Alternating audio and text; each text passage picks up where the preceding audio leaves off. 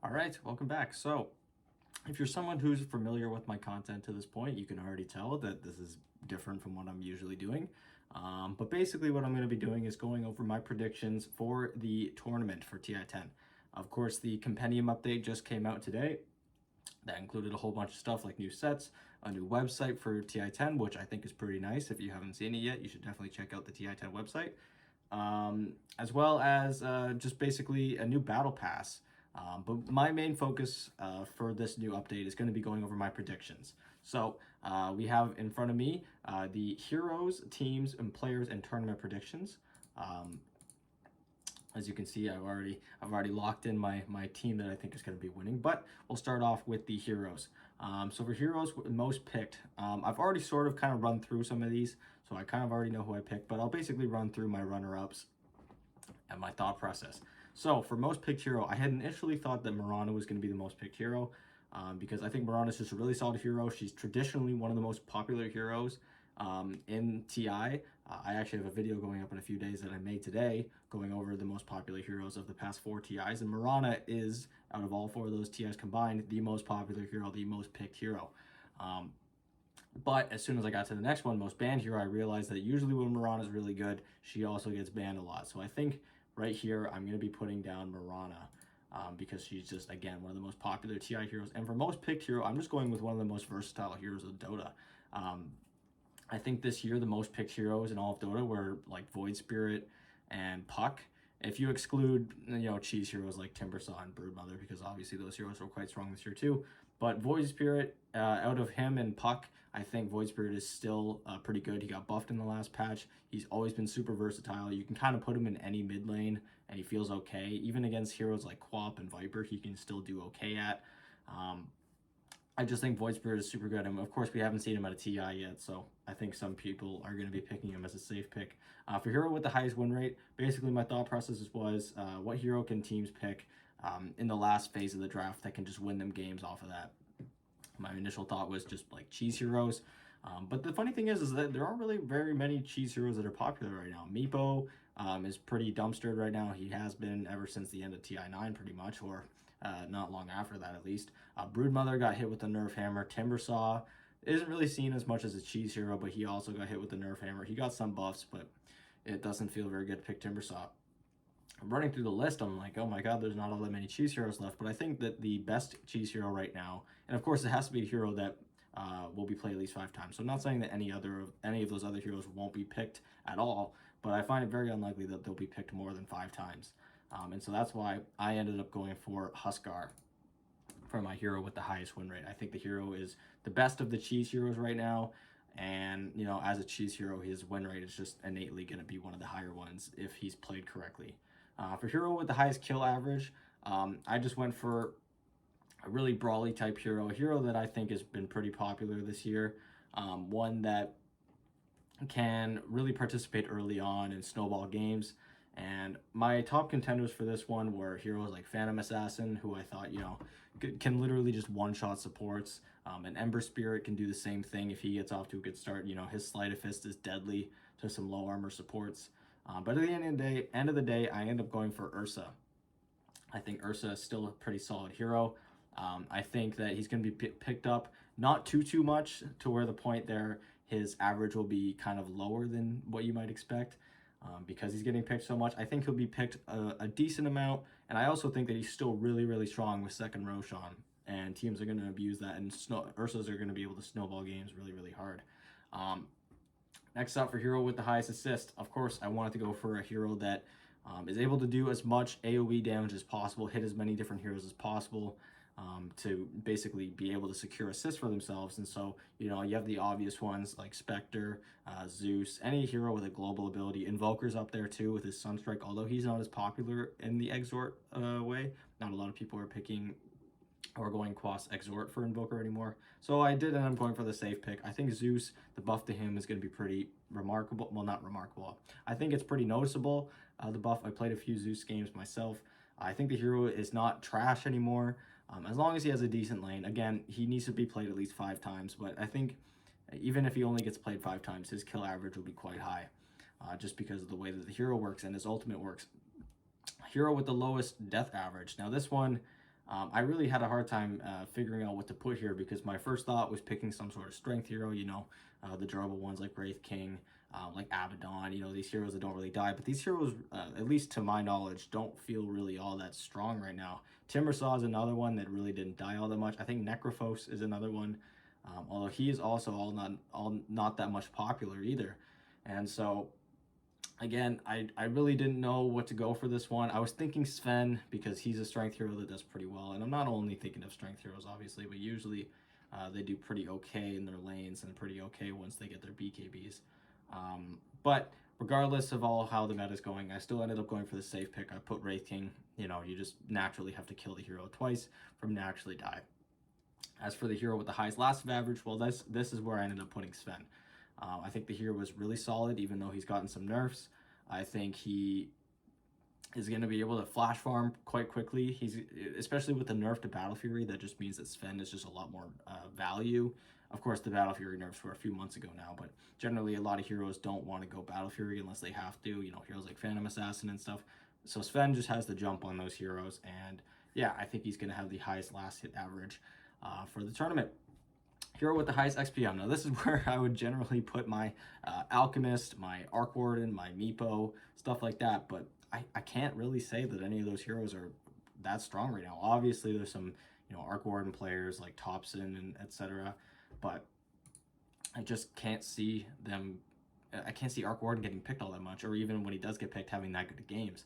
So I went for a pretty safe pick. You know, Templar Assassin did get nerfed after the We Play Animajor when she was absolutely broken, but she's still pretty decent.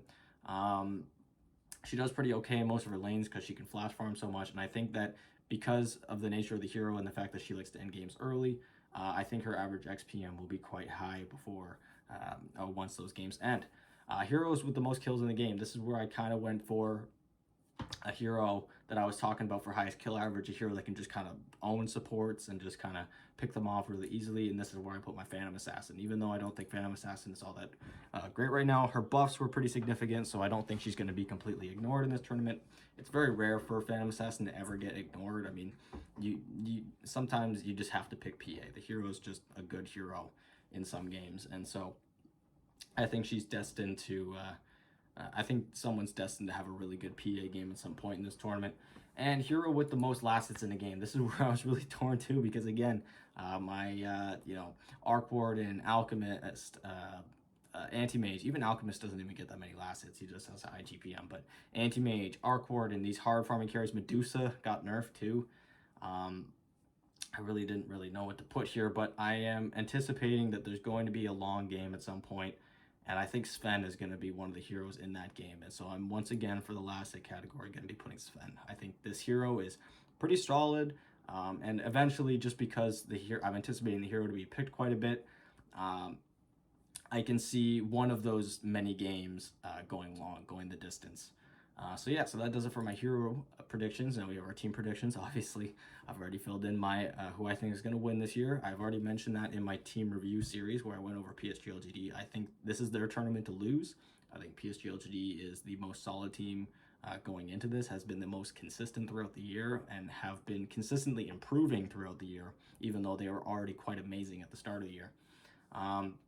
So yeah, I think other runner-ups, Evil Geniuses is another really good one, and I think if I had to go for a third team, I really want to say OG, but you know, if Seb doesn't end up being able to play, I don't know how they overcome that. Seb is a huge part of their team, and the reason I say OG, despite the fact that they don't do so well, is because you can't doubt them anymore. They're the winners until they are proven otherwise, and so we'll see how OG does. But I think if there's going to be another team for me to put in my top three, it's got to either be T1 or Invictus Gaming. I think those two teams are quite solid and have a good shot at making it far in the tournament. Team with the most kills in the game. I think Beast Coast has got this. I think Beast Coast will have just one of those games where they're just clowning on everyone. I can easily see them taking the most kills in the game. They also have a very high KDA average over the past year. In comparison to some other teams at points. When they're at their high points, they have very high KDAs. When they're at their low points, not so much. So I'm just really hoping that Beast Coast does well here, so they can make me look good. Team with the highest kill average. I'm also inclined to put Beast Coast in this one, but I'm gonna stray away from that. I'm gonna put a team that usually has some longer games, some more brawly type games. I'm not thinking PSG LGD because usually they avoid fighting early on, especially when they're losing, and then they just win one fight and the game kind of ends. There's not really a whole lot of kills in their games. So I'm just going to go with Virtus Pro. I think Virtus Pro is another really, really good team that just has yet to show themselves on the main stage. I think in the group stage, if they have a good showing, I think they'll have a really good shot at having a really high kill average. They've shown that they can do well in their own region, and I'm really hoping they can pull it through this year on the main stage. Team with the fewest deaths in the game, PSG LGD. No question. These guys are so good at sacrificing the least possible to the enemies when they're losing. So I just don't see how PSG LGD is not the lowest, the team with the fewest deaths. Team with the most assists in a game. This one's a tough one as well. Oh man, yeah, I'm just gonna have to go with OG on this one, man. I don't know. There's just something about them. They're a really good team. They work really well together. Of course, I'm not gonna doubt them anymore, and I have to put them for at least one of these. You know, it's OG at TI. You have to secure some points somehow. So I'm gonna put them for most assists in a game. Thompson is also a Zeus player, so you know.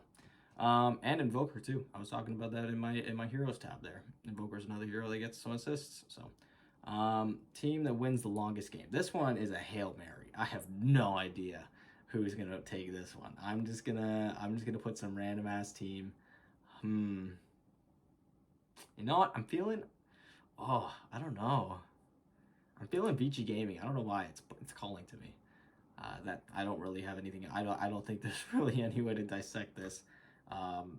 There are teams that have longer average games than others, but having the longest game, the single longest game, yeah, I don't know about that. So, team with the shortest game, I'm gonna go with Evil Geniuses. These guys are really, really good at ending games quick, especially if they play against Team Undying, a team that they played in their region. They've beaten them in like 20 minutes before, so I can see Evil Geniuses taking games pretty quickly.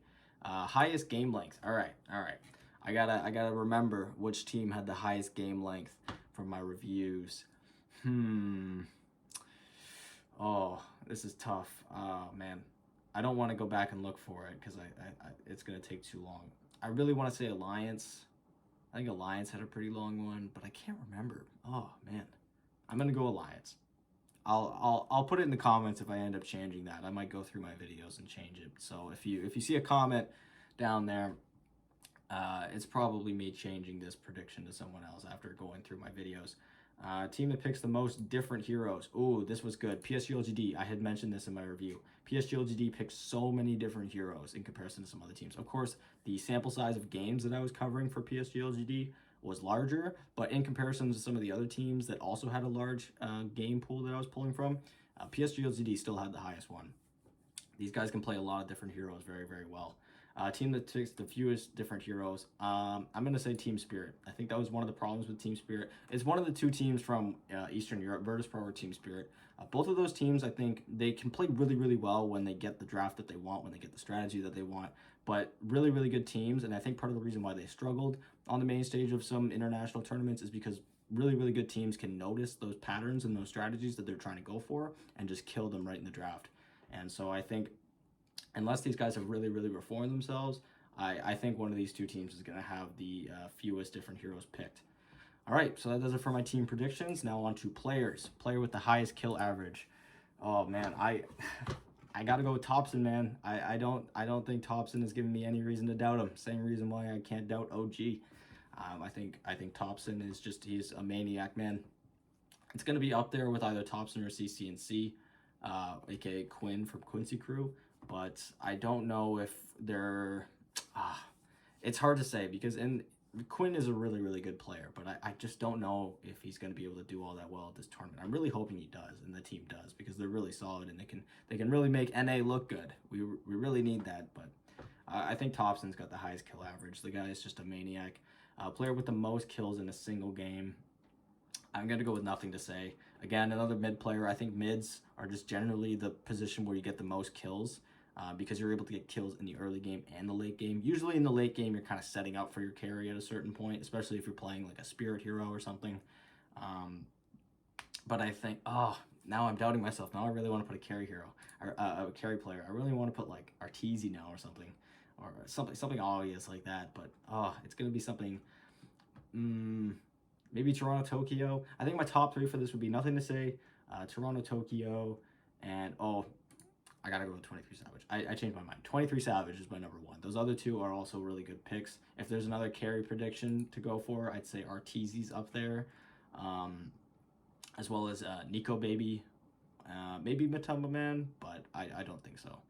So I also am a little skeptical to go for Nico Baby because I'm not super confident with Alliance, and so if they end up playing less games than some other teams, there's less of a chance that there's a game that's longer where they just end up getting more kills. Okay, player with the lowest death average. I'm really inclined to go for a support hero, even though support player, even though that just doesn't make a whole lot of sense. It's gotta be a carry player. It's gotta be a carry player because they're just, oh man. You know what? I'm going with Arteezy on this one. Oh, or I can go for Ori. Oh man. Or Poyoyo. Oh, they're so good. There's so many really good players here, man. This is tough. But I think, oh, they could go Fly too. Man, there's so many good players here. Yeah, I'm just gonna go with my gut. I'm just gonna go with my NA feels. Go Arteezy. You got him. Player with the highest kill average, or assist average, sorry. This is going to be a support player, a really active support player. I'm going to go Mira. This guy is insane. I think he's a super underrated player. He plays on the same team as Toronto Tokyo, so of course he's going to be underrated, but this guy is really, really solid. Most assists in a game. It's going to be whoever's playing the type of heroes that I was thinking for my thing, for my hero predictions. That's going to be some global hero. Who plays these really global heroes? No one really plays Zeus support. Zeus players, it's super niche. Thompson has played Zeus before, from what I know.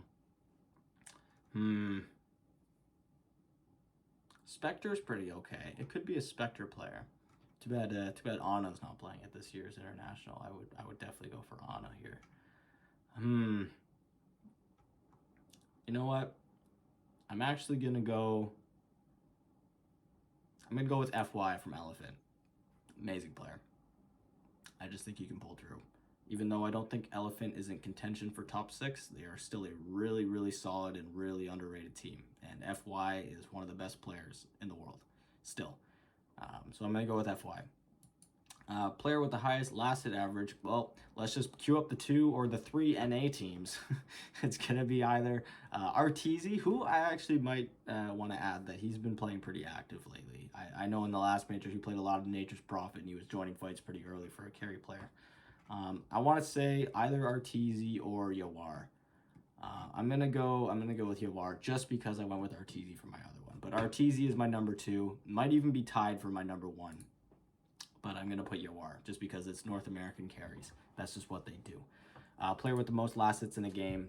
Again, I'm really inclined to go for that. But at this point now, any player can be, this could be any team going on a run. So let's see. What did I put for my team with the longest game? Vici Gaming. All right, yeah, cool. I was going to put Poyoyo anyways. I just wanted to have a good reason to put him. So I'm going to put Poyoyo. That's my pick. Player with the most GPM in a game. Again, Alchemist is not super solid. Is he pickable? Maybe. Am I thinking Seb? Of course, Seb was swapped out. We don't know if he's actually playing yet or not. It could be Mickey. Mickey doesn't play the offlane Alchemist, so now I'm not thinking it's going to be anyone on OG. I'm thinking it's going to be someone that plays Templar mid. So I don't think it's any of the EG boys or any of the NA teams. I'm kind of stumped on this one. You know what? I want to go for Aster, but that's another thing is that COVID's kind of getting in the way, so I don't really even know if they're going to be able to play, which is really sad. But I would generally go for White Album. White Album's been really solid this year, but I think I'm going to have to go for Nothing to Say. PSG LGD. If they're gonna pick a farming hero, they're gonna make it look really good. Plays with the highest GPM in any game. Arc Warden players, I gotta go with RTZ, man. Same reason why I picked him for, or had him in contention for most last hits in a game. He's just an NA carry, man. He's just an NA carry. He's not gonna fight, which is why he's gonna have low deaths. He's gonna have high GPM, high net worth. He might not win the game, but he'll look good doing it. Players with the most different heroes. Oh, it's gonna be a PSG LGD player. It's gotta be. Usually 5s and 1s have the most variety when it comes to drafting in professional Dota, because you really want to pick your pause 4 in the first phase. Usually with your pause 3 as well, but sometimes not, because you don't want to show your whole lane. Anyways, I'm getting a little bit ahead of myself. Yeah, I think I'm going to have to go with Y. Another PSG LGD player, another chance that he plays more games, so there's more chance of picking different heroes. He's a 5 player, usually 5s have a pretty wide pool. It could also be a carry, but no, I'm going to stick with my gut. I'm going to go with Y from PSG LGD. And finally, our tournament predictions, total number of games played. This is just a gamble at this point, but I think I usually go for 50 to 54, especially with how good the teams are this year and how competitive it's going to be. I think I'm going to be leaning towards more games than less. I'm just really hoping that we get to see as much fun Dota as possible. Total number of heroes picked, dude, it's going to be over 101. Dude, every international to this point, we've only not picked like 5 or 6 heroes. Again, we'll see that in my video that I'm posting later this weekend, where I go over that the heroes picked at previous TIs. But I think it's going to be over 100. I don't see how it's not, because this is for both the group stage and the main event, of course. Actually, wait, is this for the main event? I don't know, because the group stage would definitely have more than just this. I think this might be for the main event, and this would be for, I'm not sure. I'm going to stick with 101 plus, just because I think there's going to be a whole bunch of different heroes. But now I'm skeptical, because if the group stage isn't involved, that's a huge part of the meta clashing, which is why there's so many heroes. You know what? I'm going to go with 81 to 90. Because I think this is actually just the main stage. Total number of heroes banned. This is going to be around the same number, but a little bit lower. I'm going to go with 71 to 80. Most combined total kills in a game. Oh my goodness, this is going to be a high number, 121 plus. There's going to be a long game with a lot of killing. I'm calling it right now. There always is. Longest game of the tournament, 100-minute plus. There's bound to be a 100-minute long game. Again, it's just the nature of the TI when you have so many games and so many great teams against each other. And when the stakes are so high, teams are going to be really diligent and really careful, and they're going to make sure that everything they do is calculated. Games are going to go that long. I'm calling it right now. Shortest game, I don't think there's going to be a game shorter than 20 minutes. You know, one of the SA teams like Beast Coast might surprise me and GG out at 12 minutes, but I'm going to go with 20 to 25 minutes. Most kills by a single hero in a game. Oh, I really want to go 26 plus, but I think I'm just going to go with 23 to 25. Again, there's just bound to be a hero like a Phantom Assassin or an Ember Spirit that just has a really, really solid game and secures a whole bunch of kills. Most deaths by a hero in a game, 21, 100%. If there's a game going over close to 2 hours, there's going to be a poor position 5 player that's playing like Ancient Apparition or something, and he's just going to feed over and over. It's gonna be something like that. Most assists by a hero in a game, again, 28 to 31 or 32 to 35. It's going to be somewhere in that range. But if there's a long game, you know what? I'm going with 36 plus. Again, I'm just really banking on there being a long game in this tournament. And then highest GPM by a hero in the game. I don't think anyone's going to break 1,000. I don't think so. I think that the players are too good, and there's none of those cheese heroes that are really popular. Again, like Alchemist, like Meepo. I think the #1 chance at any hero breaking that would be like a Gyrocopter with like an Alchemist on his team, or like, so he gives some Aghanims, or a Templar Assassin. I think the highest GPM is going to be 900 to 999. And yeah, that does it. Those are my my tournament predictions. Again, here's just a brief look at what I ended up picking. If you want to copy me, I hope this was at least a little bit informative or whatever, or fun to watch, whatever it ends up being. Of course, I told you I might change this, the Alliance one here. So check the comments if I ended up doing that. And yeah, that does it. Thank you guys so much for watching. I will talk to you guys tomorrow with another video.